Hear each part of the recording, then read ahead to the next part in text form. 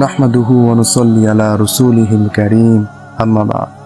সম্মানিত দ্বীনী ভাই ও বোনেরা, আপনার ফুসফুসে যে বাতাস প্রবেশ করেছে, হয়তো এটাই আপনার জীবনের শেষ নিঃশ্বাস।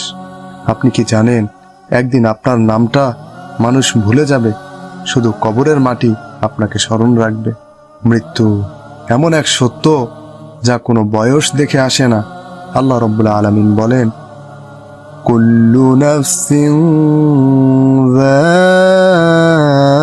যায়িকাতুল মাউত ওয়া ইন্নামা তুওয়াফাউনা উজুরাকুম ইয়াওমাল কিয়ামাহ, যার অর্থ প্রত্যেক প্রাণীকে মৃত্যুর স্বাদ গ্রহণ করতেই হবে, অতঃপর কিয়ামতের দিন সবাইকে তাদের কর্মফলের পূর্ণ পরিশোধ করা হবে।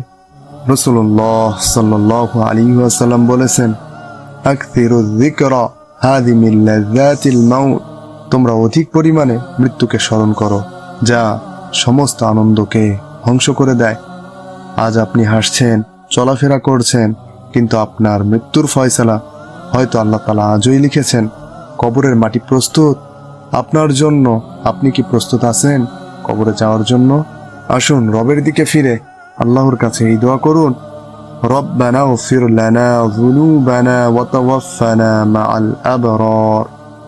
হে আমাদের রব, আমাদের পাপসমূহ ক্ষমা করে দাও এবং আমাদের নেককারদের সাথে মৃত্যু দান করো।